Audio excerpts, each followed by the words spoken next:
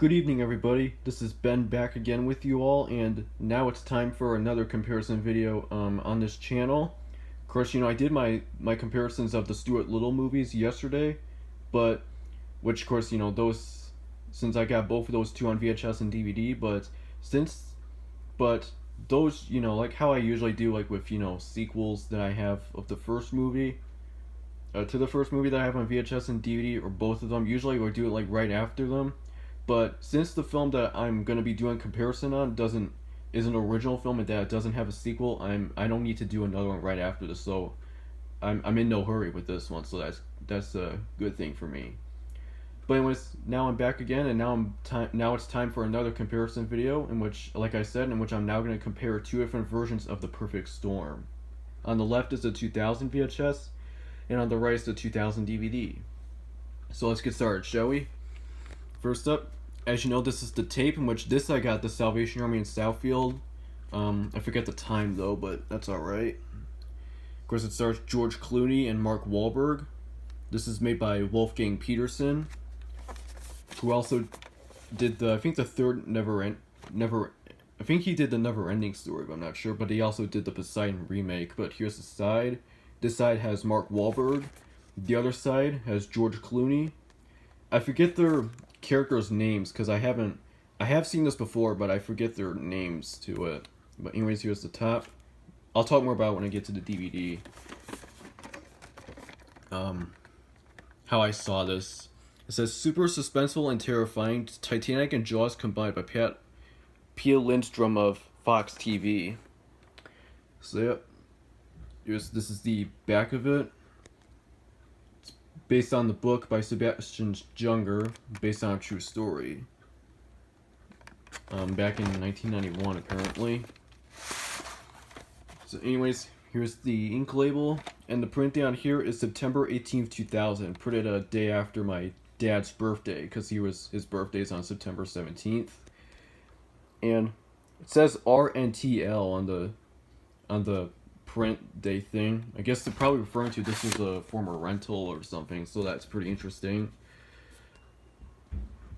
Of course, this VHS The Perfect Storm I have, this is version 1, because it has the FBI warning screen, and then the DVD promo, and then previews for Pokemon the Movie 2000, Batman Beyond Return of the Joker, The Green Mile, and the 1966 version of Dr. Seuss's How the Grinch Stole Christmas, and then a promo for the Perfect Storm soundtrack, and then the 1997 Warner Home Video logo, the format screen, and then the Warner Brothers logo, and then the film. This is version 1 because, like I said, I mentioned those previews on it. Other copies of this would only have, they would either have a preview just for the Perfect Storm soundtrack, or they would not have it at all. So it's pretty interesting nonetheless. And those previews that I mentioned are kind of an interesting combo. Like, there's 3 family-friendly cartoon films, 1 R-rated film, which is The Green Mile, and then on a PG-13 rated film. It's kind of a pretty interesting combo for a trailer combo for something like this. But that's okay. It's the way it is. Now I go on to the DVD, which this DVD I